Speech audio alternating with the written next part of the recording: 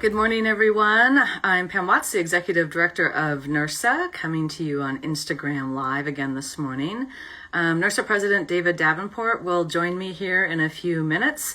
I have to get on and get live, and then I'll have him join. So just be a minute here while we get set up in this format, and then we'll start the show. Hope you all are having a good week. I know it's kind of the back to school crazy, and this one is probably more surreal than ever, more busy than ever, with all that's going on with COVID and the impact on higher ed. So let's see, lots of folks are joining us this morning. This is great. Maybe this is a good time, these kind of Friday morning check-ins. We got some really good feedback after the Instagram Live David and I did, middle of July, so maybe about a month ago. That people enjoyed the content, people enjoyed the format. So the plan is to keep doing this probably about once a month to share updates with the NIRSA family. And it's great if you can join live. And then, of course, we'll post things, post the recording. So those of you that, let's see, I'm bringing David in here. The need to watch later, you can always watch later on Instagram. As we get a little more comfortable with this format, we'll probably be able to facilitate questions that come through the chat in real time.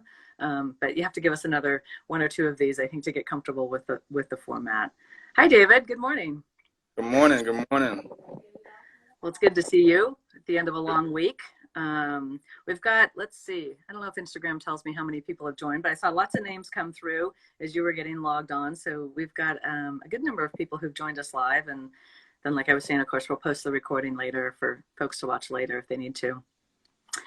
So once again, welcome everyone. Today we're going to talk a lot about the different actions that NIRSA has taken to address racism and inequalities in NIRSA, in the profession, in higher education. There is a lot of work to be done, but even in these early months, we're starting to make some good progress. And so we want to talk about that today, kind of where we've been, where we're going. And so I'm going to throw it to David here, and he's going to start talking about where we've been, where we're going, what's going on with the COVID pandemic, civil unrest, and some of the progress NIRSA has made. Very good. So I appreciate the opportunity just to chat a little bit about, what we've gone through in the last couple of months. Several months ago, we were forced with the COVID situation, and which started our pandemic that unprecedented times, and we already are on top of another pandemic that just reared its ugly face even more with the civil unrest. But it has caused us as an association and as a group of leaders to listen to our members, to try to utilize our resources and try to figure out where we're going and what is really needed. And, we've had a lot of voices. We've had a lot of people who are wanting to lean in and give help and seek help. But what I've noticed is more people wanting to step up and more people wanting to come up and say, hey, what can I do to help? And not just, talking about it, they're actually showing action. And that's a big deal. That we have our members and our constituents on our campuses that are willing to help. Mm-hmm. From organizational standpoint, it's caused us to focus on some smaller group work. Our caucuses mm-hmm. is causing some transparent dialogues that's been very important for us, and it's caused us to actually dig within ourselves and figure out how we, how this is really affecting us and how we want to move forward in this.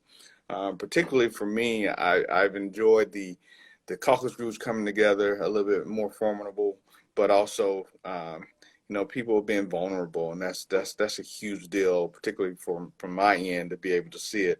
The amount of support that we've gotten and received has been tremendous, and it's heartfelt, and I appreciate it. Mm-hmm.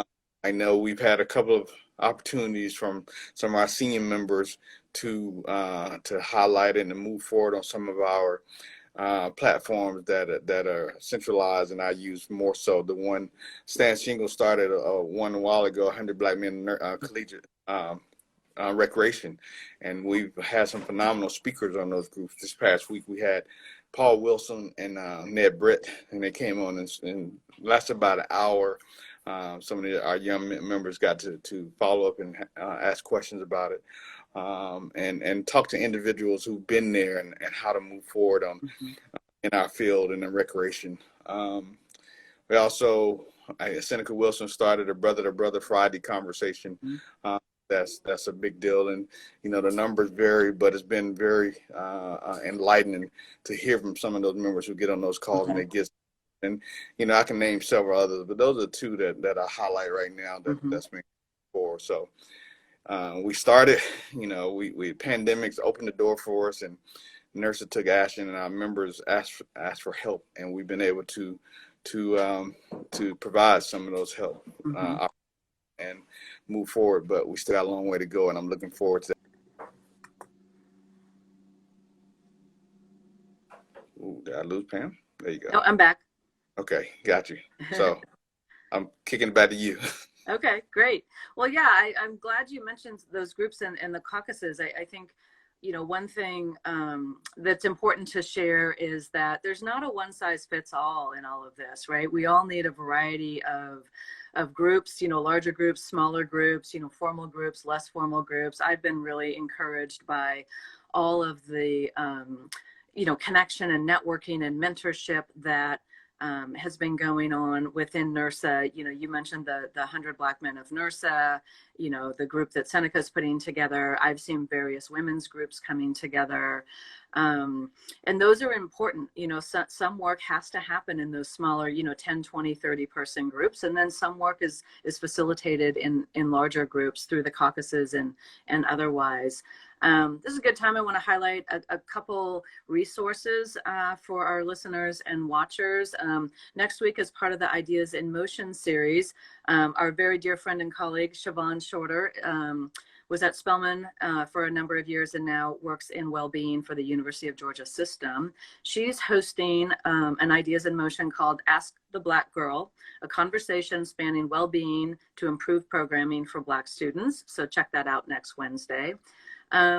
We also had David and Jeremy hosted an Ideas in Motion called Anti-Racism for Beginners. That was hosted in late July, but the recording's up if that would be beneficial to you. In the NIRSA Champ series, we didn't record this because this was one of those sessions where people were asked and contributed in real vulnerable ways and also in breakout sessions. But the NIRSA Champ series in early August had about 60 plus members join a virtual roundtable Zoom call to talk about systemic racism and social injustice within the Champ series. Where is it showing up? How can we break it down? Where can we do better? So I'm really inspired by the leadership in that group to advance this work. So the other big thing that's been going on in the association is we kicked off the strategic planning process. The current strategic plan ends technically March 20 of 21. And so the board kicked off the process with a 3-day virtual retreat at the end of July. And, at the beginning of strategic planning, you really kind of dig into your current plan, sort of open up these boxes of these different areas of the plans and frankly, unpack it and make a mess of it all, right? And then in the coming months, we'll be working with a lot of different stakeholder groups, focus groups, the membership, the different data sets that we have to really, inform our direction going forward, start to organize and clean up and make some decisions with this big mess that we made. One of the areas we dove into a lot, of course, was our strategic values, and of the 6, really talking about health and well-being, of course, and equity, diversity, and inclusion. So one of the things I'm excited about now that we have this caucus model, even though it's very new and still growing, is that we will be able to access these groups of members in the strategic planning process to get their view, to get their perspective, to get their opinions on where NIRSA should go. Where should, if this next plan is from 2021 to 2024, what does NIRSA need to look like in 2024, right? If we could wave our magic wand and be the best we can be, what does NIRSA look like in 3 years? And what does the profession look like in 3 years? Because really that's what we're here to do, is drive success in the profession. Couple other little notes on the well-being side. We also, hopefully some of you had a chance to attend, we hosted a 4-part series with a Akuhoai around mental health. David was a part of one of the first ones that focused in on supporting Black community members during this time in higher ed. And I think there's one more of those to go. I also would encourage you to check out the series we did with Mark Iturriaga around a sense of belonging, another 4-part series, and he's had different NIRSA members come on and talk about a sense of belonging. So David, I'll throw it back to you. What was your impressions around the strategic planning process, some of the conversations the board got up to? What was your reflection on that? Yeah, so I think well, dealing with our board this year, we have a very diverse board, and we got a lot of open-minded and individuals that are willing to speak up and to share how they feel. And what came out of it was some poignant conversations about growing our association, not just from the top down or not from the bottom up, but from all avenues, the middle included. A lot of history and where we've been type conversations were involved, and that helped us lead to where we really needed to go and get those strategic values in place. I'm enjoying working with our board that we have this year.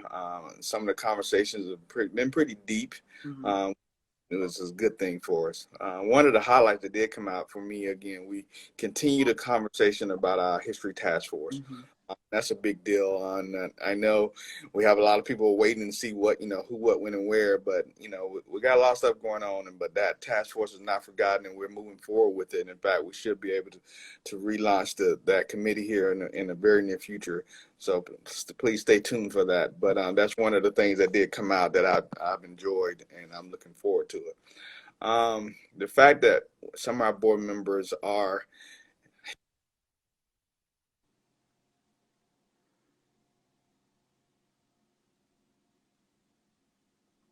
Can't tell if that's freezing on my end or David. The fact that some of our board members are heavily engaged is important. Mine went out completely, so I don't know what happened. So I plugged in right fast. It's all good. But the fact that our board members are heavily engaged with different constituents around the country is really enlightening for me. And, it's not that we're not just sitting back. And, we have a lot of our board members that actually jumping in the driver's seat and driving the boat. So that's a big deal for us. So that's what I got out of our strategic planning so far. And we still got some work to do, but we're coming. Yeah, and I would just echo, because I also work with the other two boards, the Services Corporation Board and the Foundation Board. And I think the recruitment efforts over the last several years have really diversified those boards, not just in terms of, race and gender, but really the networks in NIRSA, right? To really be paying attention to all the different networks and constituencies in NIRSA and trying to have that represented as best we can in these leadership roles so that those voices are at the table in real time. And then of course we, get better decision making out of that. We get better information into our decision making. So, I'm pleased that NIRSA's made a lot of progress in that area. Well, I think that's a lot for right now. There's more to come. Let's see, what am I working on this week? I'm working on drafting an RFP for the association to get some consulting or assessment help in terms of how NIRSA as an association is doing in terms of diversity and inclusion. That'll include everything from our staffing to our volunteer structures to our policies and recruitment methods and, all kinds of things that really drive a diverse and inclusive organization. We're excited for that work to come on board. We're continuing to look for resources for members, and we've got a couple exciting things for fall in the planning stages that I wish I could tell you about, but I think the staff will kill me if I leak them too soon. So please stay tuned for that. And I think that's about it for today. In terms of NIRSA business. But David, I did want to check in with you. I had mentioned at the top of the hour when you were logging in that, this is back to school season, right? And this is probably the most bizarre back to school season, for most professionals. So how are you doing with back to school and what are you hearing from members? You know, every time you talk to a member or anybody about where we are going back to school, it's like one day is one answer and the next day you're going to get a different answer. And that's just unfortunately where we are. But I think that being resilient individuals in the organization, you know, we have some pretty trademark best practices stuff going on. And I think that's huge for us. These are unprecedented times. We're going to get to Monday have one answer and Wednesday have a different response that's even better and more improved. So it's interesting. We move here at Austin P. We move our freshmen in tomorrow Saturday. I lose track of days with this COVID stuff, but we're moving. We have 500 moving in tomorrow and Sunday, and then over the next 9 days, we're moving in the rest of campus, we normally do it in a weekend, but we're spreading it out, trying to help our practices. We're going hybrid for our classes right now. That may change in a week, but that's where we are today. But before we get off, I did want to mention, I know this, somebody mentioned, don't forget our young Black women caucuses, and that's been some very powerful conversation. I'm glad we're having it. But I also want to highlight, you know, April Lovett mentioned that it's cool that we're having these candid conversations, and they're happening everywhere.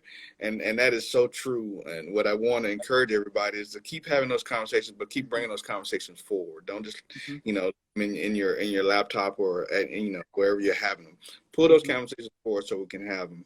And my last thing I would say, Pam, before we get off here is, you know, guys, we're trying our best to respond. If you have questions or comments or topics you want us to cover on these, send them forward, email, smoke signal, you know, text message. You can get them to us, but send those forward so we can actually try to address it as a group. Because I know there's a lot of questions and comments and concerns out, and we're trying to respond the best we can via email. But I would love to hear from our members and try to get some answers, questions to answers, or at least responses. So Pam, I think that's all I got to say right now. I'm gonna kick it back to you. No, thank you. And thanks. I'll just underscore what David said, you know, please contact us, you know, at any time with your ideas. It's really important that we hear your voices. You know, this is your NIRSA. You know, we are just here to facilitate the best of the best in the profession and to authentically listen to where we can do better and where we need to move the needle forward. And, you know, we brainstorm as best we can all day long, but we can't do it without the membership, you know, hearing their needs, you know, what's going on the front lines in their departments. So yes, well, thank you everyone who joined us live, and thanks to everyone who may be listening to this later recorded. We'll be doing another one of these mid-September. So best of luck with back to school and with, you know, August and COVID, and hopefully you'll have a little bit of time to pay attention to your own well-being and enjoy a little bit of summer, whatever that looks like for you. And we'll see you soon. Bye, everyone. Have a good weekend, everybody.